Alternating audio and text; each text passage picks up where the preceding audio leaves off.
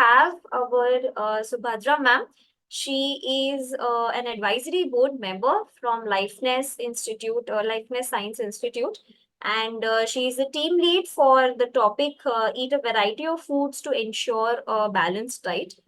I would request Subhadra ma'am to please start with the session and with the topic that has been assigned. Thank you. While ma'am Thank you, sets up Shubham. a scream, very, very warm welcome, ma'am. Thank you for taking the time out.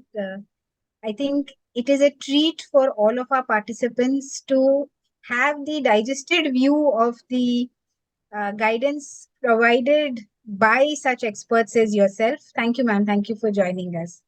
Uh, Folks, that is going to be what we do in the second part of the session. Each of the guidance documents is going to be presented by one um, senior respected person who have worked with their team in summarizing what the guidance documents is for that particular guidance number. And to start off with, we are honored to have Dr. Subhadra Mandlika ma'am.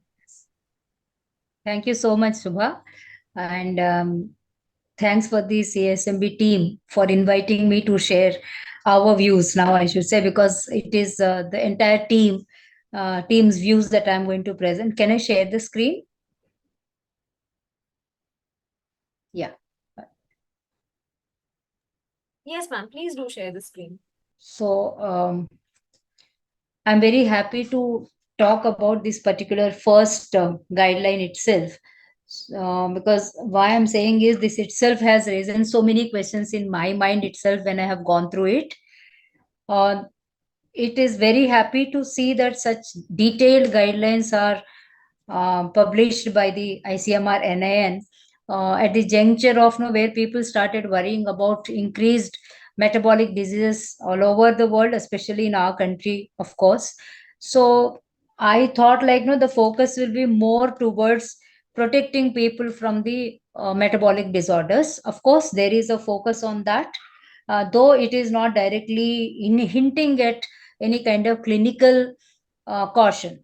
So the first guideline, the 17 guidelines, as now all of us are familiar with the number, and a very few may be familiar with what is all there in each of these 17 guidelines. So it began with an introductory guidelines on eating a variety of foods to ensure a balanced diet. So the rationale for this is only to encourage population to consume a nutritionally balanced diet. So firstly, what I have planned is to just give the highlights of this because we are given very short period of time. So highlights of this, when I compared this guideline document with the previous guidelines, I found this to be very, very elaborate and more information added to it. And I felt this is like a textbook. But only problem with the textbook is only people who are appearing for exams will read it. Okay, for the common public to made it popular, to make it popular and understandable to the general public is obviously ultimately it is becoming the duty of dietitians and nutritionists. So for them, as I keep mentioning that they must be first convinced about the information that is given in the dietary guidelines. So let us completely understand what is there in each of these guidelines, and it's a very good exercise, Subha. I really appreciate the entire team that each guideline is given for a deliberation. So it has begun, the guideline began with definitions of very simple definitions on healthy meal, and healthy snack also option is given. But of course, if it would have been nice if they have actually mentioned about some of the traditionally healthy nutritious snacks, because we have rich tradition of healthy food within our own country. The transition I'm not referring to, but before transition, whatever are there, like no more in each and every region you have healthy snacks. So some reference to that should have been made, but otherwise a general statement on the snack has been given after the healthy meal, which had included the population or the readers are advised to include variety of foods. So the focus is mostly on the dietary diversity, and then it goes on describing or defining the balanced diet and its need for the body. And though there is one line of emphasis on physical activity for supporting the utilization of nutrients, and surprisingly just one word on exposure to sun for vitamin D synthesis. was also mentioned in this guideline, in this particular part of um, uh, the the guideline.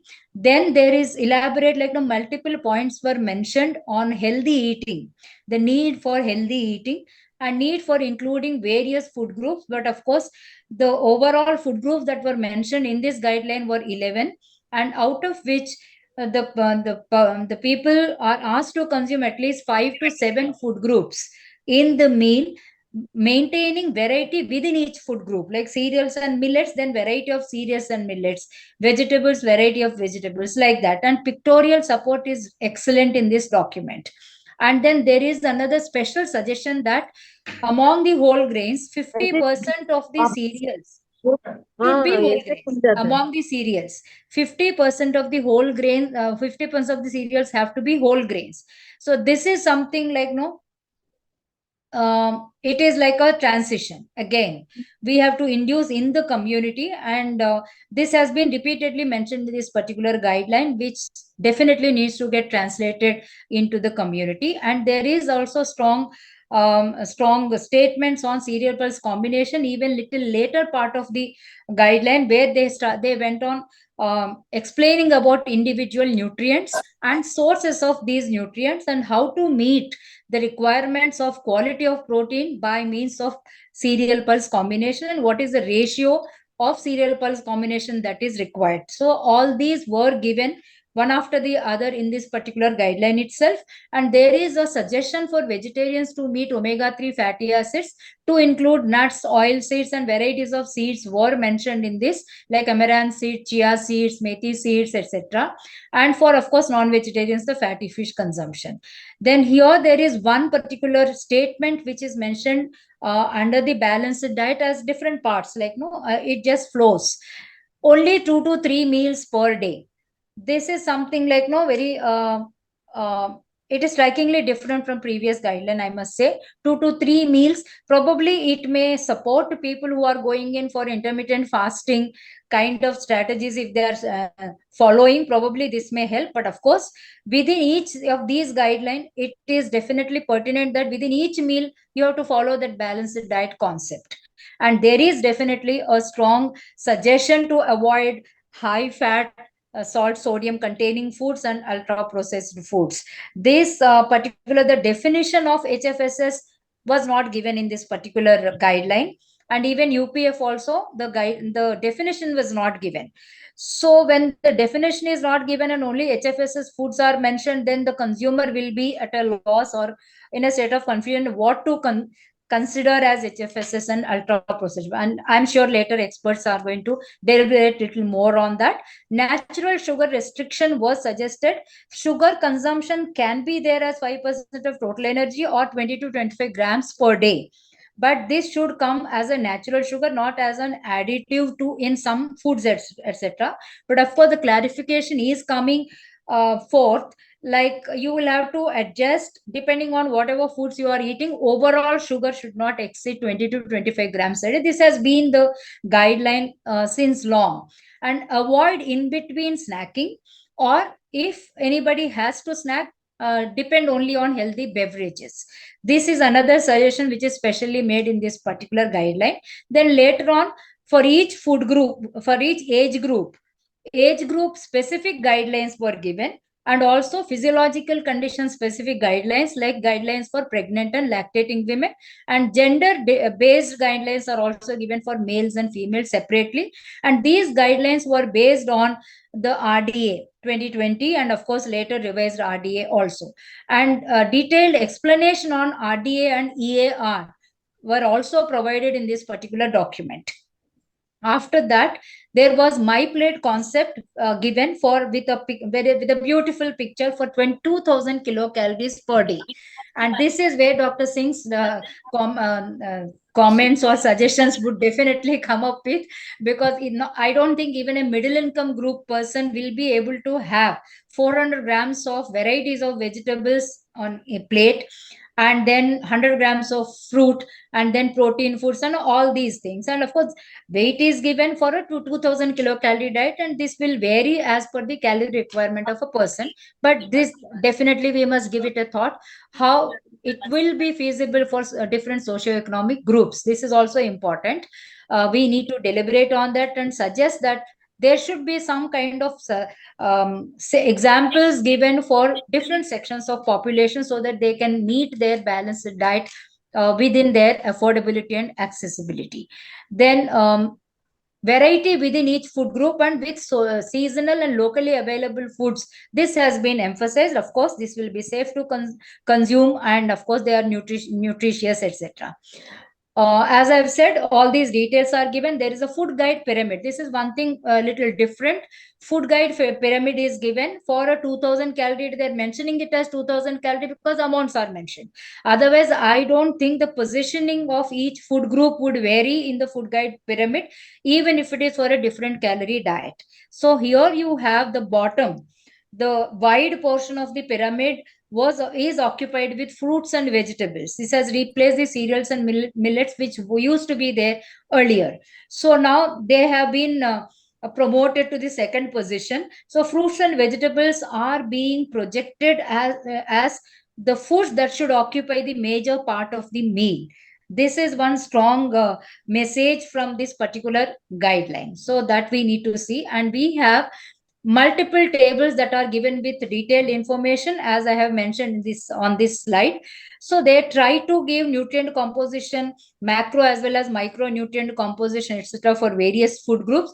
This is all IFCT based data, and for food group they have given average amount of all these nutrients. So if anybody is referring to that, it will give you like at a glance what it would be, what is the nutritional supply that you can have from each of them. Then there is a bigger role to play for nutritionists to take these messages into the community.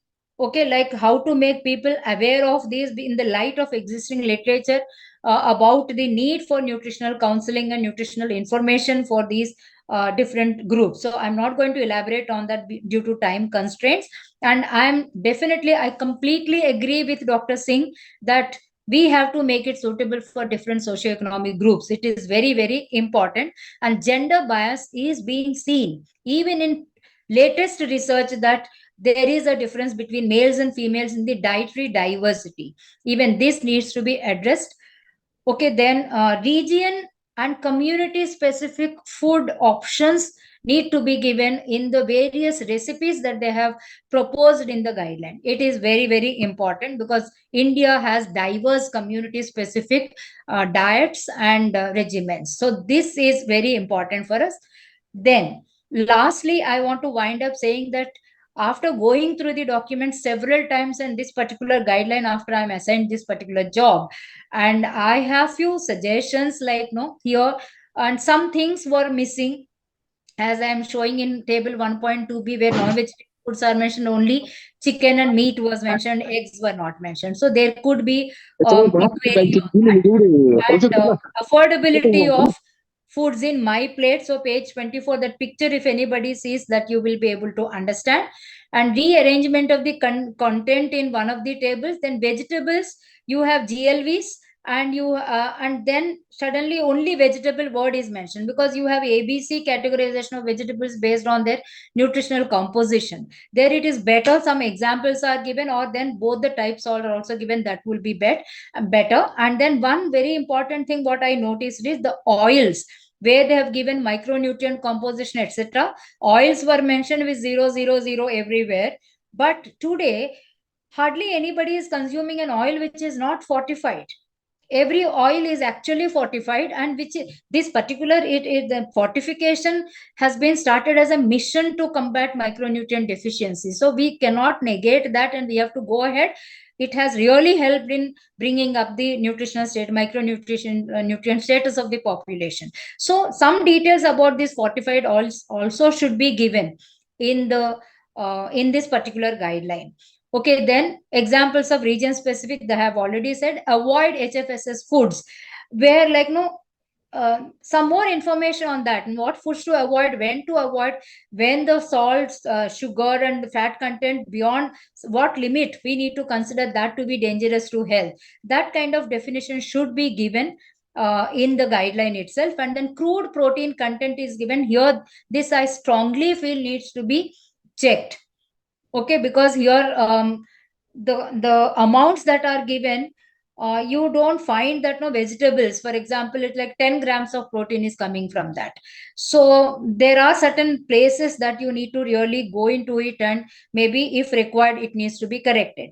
Then no added sugars for children below 2 years has been mentioned in the highlighted points in the last part of this guideline as well, but reason is not given anywhere why sugars are avoided, because in our country we have that practice of feeding honey or feeding sugar. Of course, it is a learned behavior, I understand, but at the same time strict restriction when you are giving, it has to have some kind of scientific evidence. It must be having, but you need to provide that in the guideline in a easier manner for people to understand.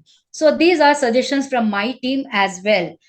Okay, culturally appropriate examples have to be given, and there should be focus on metabolic health, mental health, gut health, and related examples of foods should be given under these titles, immuno-boosting foods, etc. Under these titles, the food examples should be given. Special emphasis has to be given. So these are some of the ideas of our team as well as my personal ideas I have shared. Since the time is very less, I have just rushed through and I am very, very fast in my talk. I think I could cover the entire guideline to the best of my ability. Thank you very, very much, Subhadra ma'am. I think that was the most insightful session, like the start that we have had for the session. I thank you for all the inputs that you've given and to your team. And thank you again for having this session on the given topic.